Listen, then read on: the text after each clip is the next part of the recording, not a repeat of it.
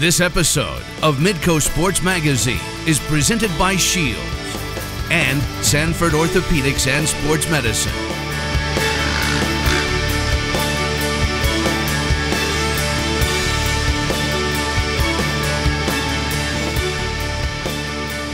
Hello, welcome again to Midco Sports Magazine. We finally get to spring forward here in the month of May. 3 great stories of Dakota determination. Alex Heinert is in Fargo with twin sprinters at Davies High School, using family struggles as motivation to move ahead. Jason Andera is in Ipswich, South Dakota, with another athlete back on track after a life-threatening head injury. But we start with a redshirt season that was taken for a pretty remarkable reason, by a softball standout at North Dakota State University. Here's Brian Shawn. Katie Schultz is not used to sitting still.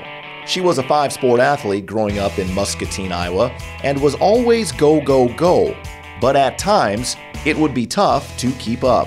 I just remember even like in middle school, like playing basketball or soccer, and I would just get so tired. Katie continued her active lifestyle throughout high school, competing year-round, eventually falling in love with softball as her favorite activity. One of her best friends, Emily Clemens, was also a pretty good athlete. We played basketball, softball, soccer, and volleyball together, and then that continued out through high school as well. Playing with one of your really best friends it doesn't really get much better than that. Both were heavily recruited out of high school, with Clemens signing at Western Illinois and Katie at North Dakota State. There was an adjustment period focusing on just one activity, while getting used to the daily grind of Division I athletics. So freshman, the first day of practice, I remember in the fall, Darren was just hitting ball after ball after ball, and I come in and it's finally time to hit, and he goes, "You a little tired?" And I'm like, "Yeah," because I was just wheezing because I was so tired because the practices are not the same. But I'm glad that I had the opportunity I did to play with some of the greatest people to come through this program. She was a kid that wanted to fit in right away with the upperclassmen, and I said, you know, you have to sometimes you have to earn your stripes a little bit, especially as a freshman. But I mean, she fit in as a team, but you know, she just wanted to make that impact right away. With her speed on the base paths, Katie did make an impact right away, and met another athlete in the dorms she connected with. He was there to play football. That she was really competitive. I'm a very competitive person. Obviously, in athletics standpoint, that's a good thing. Just kind of met her. Started talking to her, liked her personality, liked everything else about her. 21, Katie Schultz. Katie played in 104 games her first 2 years, but coaches started to notice a constant struggle with fatigue. We never knew why it was. Never knew the reasoning behind it, and it was something, you know, we talked to the trainers, and Katie just said, you know, that's just the way it always was for her. She had been taking a supplement for low iron in her blood since high school, but as her sophomore season continued on, energy levels dropped. During the conference tournament, it got to the point where she had almost no stamina at all. I couldn't catch my breath for at least 20 minutes, and I went out to the outfield with Jen and Itza, and I was just like, you guys, I cannot catch my breath. Like, I don't know what's wrong. Later that evening, concern turned into panic. I actually woke up in the middle of the night and I was drenched in sweat, and I was just in the most excruciating pain. And I called my dad and I said, "Dad, something's wrong." He goes, "You need to go to the emergency room right now." So I woke up my roommate, she took me. So they ran some blood tests and they did a CT, and he came in and he was very surprised. And he sat down, and as soon as he sat down, I instantly knew that something was wrong. Katie was diagnosed with a pulmonary embolism and had multiple blood clots in both of her lungs. It was very scary. So I was a little bit more upset that I wasn't going to be able to play again. You know, and our team obviously took it pretty hard, and it was something that, you know, I think you really just kind of look and you start thinking about, wow, you're just really fortunate we were able to catch this. And I think it was more just shock, like, I can't believe this is real, first of all, and second of all, Katie, of all people, like, she's fit, she's athletic, like, it just didn't seem right, and we were just all kind of stunned by it, I think. The way she worded it, and, you know, she mentioned, like, I could have died from it, you know, it's a really dangerous thing, so obviously, first reaction was just, well, I'm glad you caught it as early as you did. Doctors put her on blood thinners and medications to help with her condition. Weeks and months went by as specialists remained cautious about her odds of getting back on the field. What are the odds of me playing again? And she kind of looked at me and she said, I know that you want to play, but I don't know if that's going to be possible. And I started to cry. Seeing someone who's so competitive and constantly active and doing stuff not be able to do what they want, it's just really devastating to see that happen to someone. Katie's gear remained in her locker the following season, mostly untouched. She redshirted, holding out hope that someday a return was possible. But her role in the meantime, student coach. They came back for that first week. I was a little emotional because, I wanted to be in their shoes. And the first game, I remember I kind of went to the corner of the dugout and I kind of held back some tears and I had my sunglasses on. It'd be very easy for someone like Katie to just pack up and walk away and be like, I can't do this. This place is causing me pain right now because I can't be a part of it. But she just kind of stood up and she was like, you know what, I'll take on the role I can. I'll be a coach's role. I'm not letting you guys down. Popped up to the shortstop. Savlo makes the catch, and North Dakota State has won their 8th Summit League tournament title in the last 9 years. The Bison won another Summit League tournament championship the following May. Tests continued to come back positive, and almost a year had gone by since her initial diagnosis. And then finally, a glimmer of hope. There was always a part of me that was just, still hope that I was still going to be able to play. And so I go there and I said, what are the odds of me playing again? I know we've talked about this, but now it's been a year, I haven't had a blood clot, I'm young. And she goes, I think it is possible. And I was just blown away. I think once we found out, maybe even about mid-July, that, all right, this is 100%, this is going to happen, I think then that's when the excitement kicked in. After 636 days of waiting and hoping, the kid that never sat still made her return to the field this spring. I was just itching to play because I was I'm tired of practicing, I want to play and I want to see what I can do. And so our first game, I was actually super jacked up. And I just remember getting up to bat and I had to calm myself down. She now writes the word 1 on her arm before each game as a reminder to take it one game at a time, not forgetting the past or wasting a moment in the present. What I went through has made me grow a lot as a person and a player, just because not a lot of people my age go through what I did. Going through that definitely helped me appreciate the smaller things more. And I think a lot of us can look to her for a lot of inspiration and find that through what she's done for us. That single pea on a plate, you're trying to stab it, and you just want to get it, that's when you defeat it. You can never pick it up. She's a single pea on the plate, not letting you beat her. It's the best way to put it. And let's bring in Brian Shawn in Fargo. And this is great to see. She's having a really good year. Tied for the team lead in stolen bases right now. And just a really good athlete, right? Yeah, she really is. Takes a lot of pride in that too, Tom. Her speed really is her best asset. She didn't really train a lot for track, but would just come out and just run in a couple of meets in high school and qualify for the state meets. That's how good she was when you looked at what she was able to do on the track. And she was a 5-sport athlete. She never sat around much and loves to keep active. All right, and we've seen other cases where athletes have had blood clots, embolisms that have come back. I mean, hers was very serious, being in the lungs, but we've seen other cases of athletes coming back and playing again, right? Yeah, we've seen some athletes have issues with their lower bodies or even in their arms if they have some really significant bruise or go through some surgeries. Chris Bosh actually missed the entire 2015 NBA season due to a clot that he had to sit back from and rehab from and go through some treatment from. Serena Williams missed some time. She had a problem with her foot as well. So athletes have been able to come back from those types of things, and we're seeing more and more athletes able to manage that situation. But certainly for Katie, hers was a much more serious and difficult situation with all the multiple clots in her lungs. All right, great story. Thanks a lot. Brian Shawn. Well, more from Fargo up next. A history of war and family tragedy and their impact on twin track stars at Davies High School. Midco Sports Magazine on Midco Sports Network is presented by Shields and Sanford Orthopedics and Sports Medicine.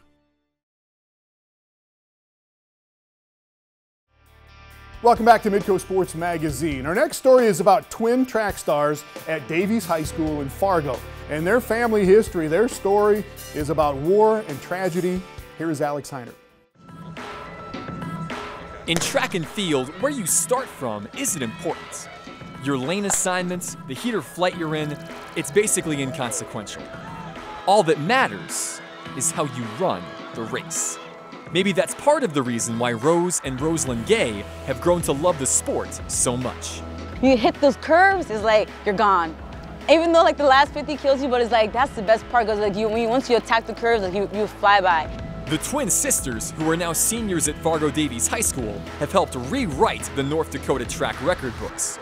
With Roseline anchoring the 4x1 and Rose the 4x2, the Eagles posted new all-time best marks in both sprint relays in 2017 and currently hold 3 of the top 10 times in state history in each event. It was the best feeling ever. Like, it was intense. Everyone was like yelling, keep going, keep going. Yeah, it was the best feeling ever. Both are individual state champions, and both are big reasons why Davies has won back-to-back Class A girls state team titles. But their success on the track isn't what makes them special, nor is it what defines them. It's what they've overcome that makes these sisters stand out. Alongside their parents and 3 older siblings, Rose and Roseline came to the U.S. from the West African nation of Liberia to escape a decade-long civil war that would result in the deaths of over 250,000 people, including the twins' grandmother. My mom actually watched her mom got killed in front of her, so it was hard for my mom to talk about it with us. We went to a refugee camp before we came here because it was war just going on. It was just crazy in Africa and stuff, so we just came here for a better life and better education. After immigrating to America, the family settled in Grand Rapids, Michigan. But the worst wasn't behind them. I was playing at the playground and the ambulance came. After losing their home country at age 4, the girls would then lose their father to cancer at age 6. Well, I went to the hospital and I honestly remember me lifting his eyelids, thought he was sleeping, and not knowing he was actually gone. After their father's passing, the family would move again, this time to North Dakota. The twins were enrolled in Kennedy Elementary School in Fargo and soon had a group of friends that included another 6-year-old named Kaya Beal. The rest, as they say, is history. I've known Rose and Roseline since 1st grade. We were in the same class and we've been friends ever since. Kaya's parents, Rory and Dawn, were standouts in track and field in college and both began coaching soon afterward. They quickly saw potential in the newest additions to the neighborhood. My daughter Kaya had a birthday party and she invited the girls to the birthday party, and they were there at the party and running around, and I looked at Rory and I said, these girls are fast. I hope someday we get to coach them. Dawn would get her wish sooner than later. Ready, go. Come on. Head down into the curve, go. 2nd and 3rd grade Hershey track meet, we kind of got the girls together for relay. From that point on, they just kind of always been on relays together. We went to many of those summer USATF track meets together. They took us everywhere. When I say everywhere, I mean everywhere. Every track meets, every state, you name it. We would go to Rugby, North Dakota the first time. Then we ended up in Omaha for a junior Olympic track and field. In addition to something that could be successful, we thought it maybe could give them some opportunities. Opportunities like college scholarships. Through coaching, guidance, and hard work, the twins' status as the best sprinters in North Dakota have them headed to Mankato in the fall to run for Minnesota State. Driving them to be the first in their family to attend college is the deep desire to make their mother Julia proud. My mom motivates me because she's a single parent, you know. My mom had to raise all her kids without my father because he passed away when our first year in America. And it's it's emotional, but it's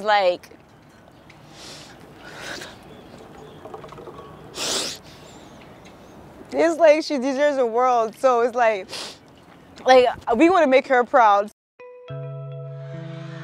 The end of May will bring the North Dakota High School State Championships, one last time for Rose and Roseline to run with their second family in the sport that's given them so much more than medals and records.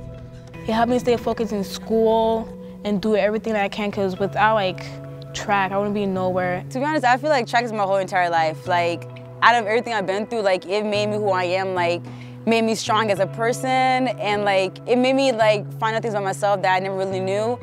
Starting in life's outside lane didn't make things easy for these twin sisters from Fargo, but they've run their race well. And if life throws more curves at them in the future, well, they'll know what to do.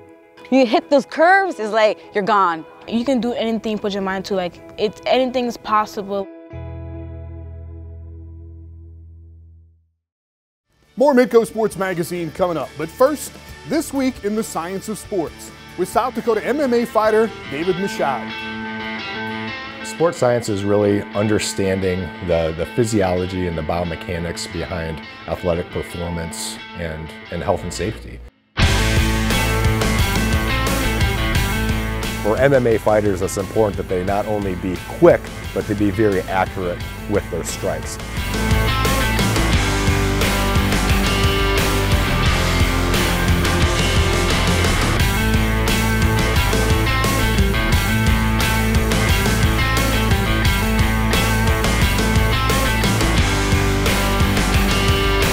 An athlete who can store and reserve a greater amount of energy is probably going to be the fresher fighter and the more effective fighter as the fight goes on.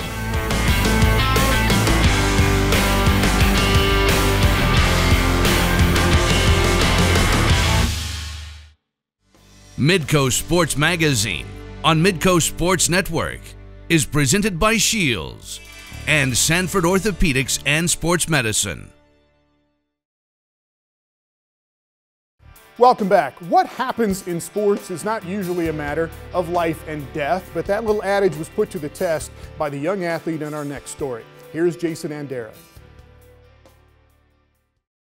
Small towns all have something to be proud of. In Ipswich, South Dakota, one of the things they're proud of is their sports, especially their track and field team. One of the athletes that Ipswich is especially proud of is Taylor Maurer.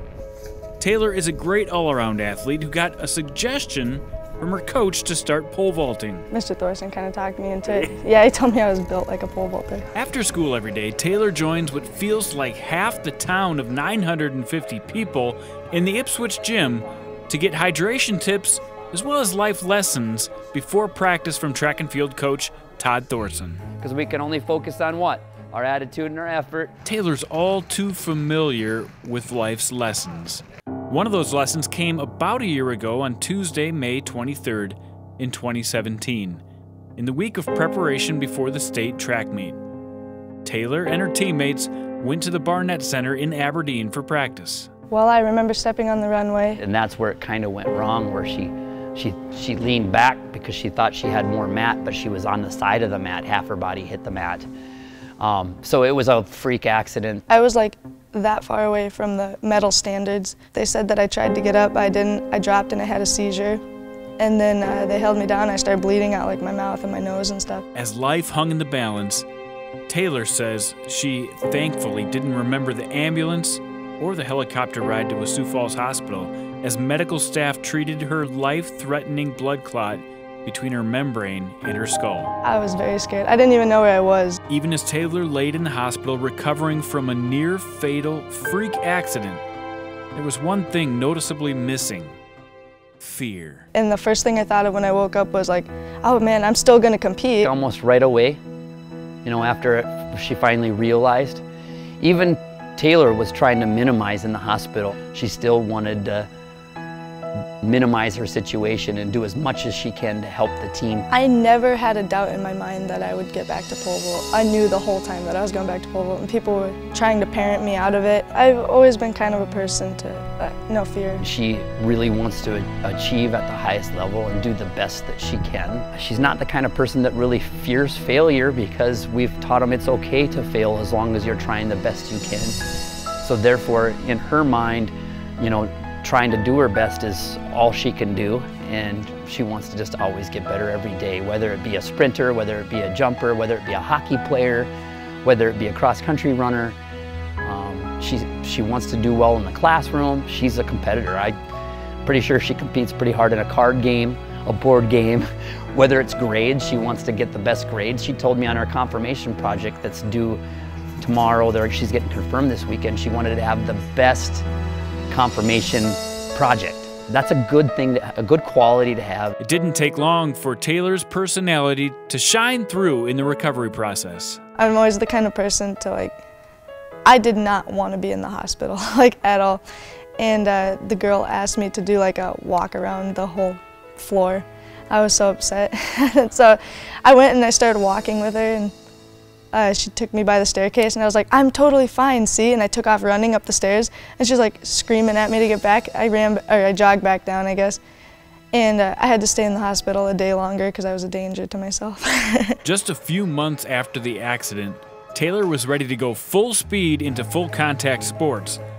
She said she got some pushback from some. Family friends and stuff they'd ask me if I was going to do hockey again, and as soon as I said yeah, they're like, oh, I don't know. I'm like, you can't talk me out of it. I got nervous about her wanting to play hockey probably more than because it was so soon. I mean, it was a few months later, but after she had played a full contact sport and played a lot of it, I felt a lot more comfortable that she was physically ready and mentally ready. Whatever fear Taylor did feel heading back into competition was no match for her desire to get back into life.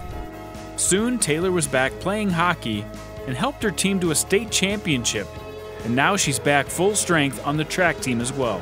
We all have adversity in our life, but in the end, we all have to have purpose on what makes us feel good, and if you love doing it, then do it. Face your fears, but it's okay to be a little bit scared, and it's okay to kind of face that fear and move on with it and work hard to achieve again. You know your own boundaries, and don't let people parent you out of things because they're not your parents.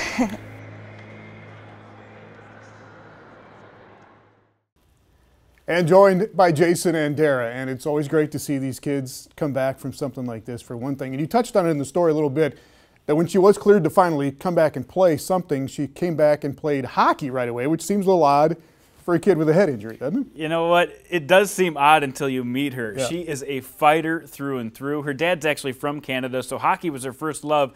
Couldn't wait to get back on the ice. So just a couple months after this horrific injury, she's ready to go slam into people on the ice, and she did that. The one thing she was frustrated, though, was she wasn't able to play as much as they would let her play. They limited her practice time a little bit, but she still contributed to the team, and they went on to win a state title. Not bad.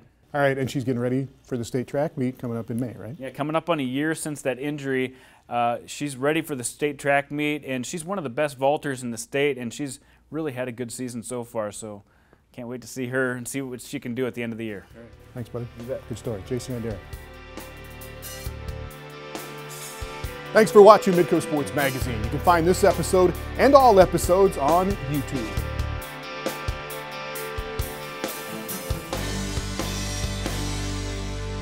This has been Midco Sports Magazine, presented by Shields and Sanford Orthopedics and Sports Medicine.